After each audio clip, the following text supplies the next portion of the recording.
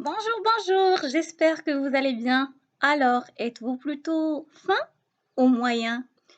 Ok, je vous explique. Alors, des fois, il nous arrive de confondre ce qu'on fait, ce qui est en fait juste un moyen qui nous permet d'arriver à un but précis. On confond ceci avec le but en lui-même. Je vous donne un exemple. Des personnes qui font tout pour gagner de l'argent, pour gagner de grosses sommes d'argent. À votre avis, est-ce que la finalité, c'est de gagner de l'argent ou c'est juste un moyen? Raisonnons par l'absurde. Si on suppose que la finalité est d'avoir beaucoup d'argent, alors ils vont travailler sur cet objectif jusqu'au dernier jour de leur vie. Avoir beaucoup d'argent et cumuler de grosses sommes. Et au final, ils vont mourir, ben oui, on va tous mourir, et le laisser aux héritiers. Donc, vous passez votre vie à offrir un cadeau que vous allez délivrer après votre mort. Non, je ne pense pas que ça soit logique. Alors, gagner beaucoup d'argent est sûrement pas une finalité en soi, mais un moyen. Un moyen pour profiter de la vie, pour avoir le max de plaisir, le max de bonheur. Ça, c'est sûr. Donc, ce que je me suis dit aujourd'hui, la petite réflexion, c'est que des fois, il nous arrive de se concentrer sur les moyens, beaucoup plus sur la finalité dans plusieurs domaines. Par exemple, si vous cuisinez, ou bien si vous faites vos courses, si vous organisez votre maison, si vous allez au travail, les tâches du quotidien, ce sont généralement des moyens qui vont nous permettre de créer notre petit bonheur. Mais l'erreur qu'on commet, c'est que on se concentre sur les moyens et des fois, il nous arrive d'oublier carrément pourquoi on faisait ceci. Mais pourquoi on est en train de ranger notre chambre? Pourquoi on est en train de faire du shopping? Pourquoi on est en train d'aller au travail chaque jour, tous les jours de la semaine, sauf le week-end? Il y a toujours une finalité derrière. Du coup, on ne peut pas passer une journée entière dans les moyens, sinon on va passer notre vie entière dans ce même sujet. Donc, essayez de faire une petite pause et d'examiner votre journée. Essayez de voir si vous faites suffisamment de pauses avec vous-même, si vous êtes conscient de ce que vous faites, si vous faites ce qui compte vraiment pour vous.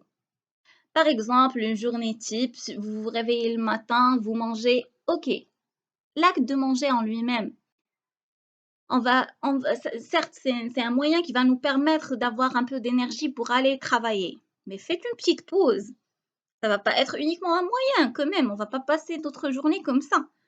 On va faire une petite pause et on doit essayer de trouver le maximum de plaisir.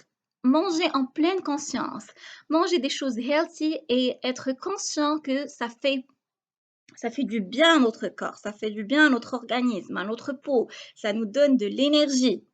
Si vous avez mangé un truc unhealthy, une petite sucrerie, une petite gourmandise, c'est pas grave. Mais sachez que c'est pour vous procurer justement du plaisir, c'est pour vous donner un instant de détente. Alors, petit peu de slow living, un petit peu de relaxation. Faites une petite pause pour apprécier chaque bouchée, pour apprécier chaque gorgée d'eau que vous buvez.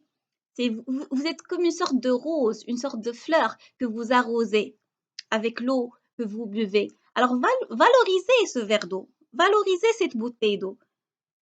Faites chaque chose en pleine conscience. Alors de même pour toutes les choses que vous faites. Ben, bien sûr, vous vivez dans une maison ou dans un appart ou peu importe, vous l'organisez. Vous devez être fier de l'organisation que vous faites, du nettoyage que vous faites. Ça vous permet de soigner votre environnement, de soigner l'environnement dans lequel vous progressez, dans lequel vous vivez. Donc, vous devez être fier.